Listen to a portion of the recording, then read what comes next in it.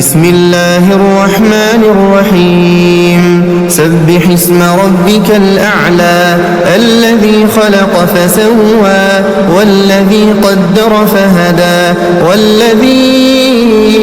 أخرج المرعى فجعله غثاء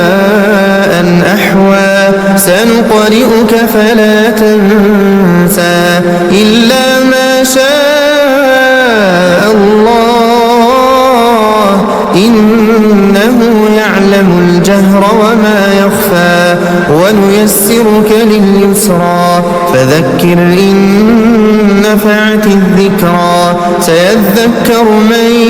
يخشى ويتجنبها الأشقى الذي يصلى النار الكبرى ثم لا يموت فيها ولا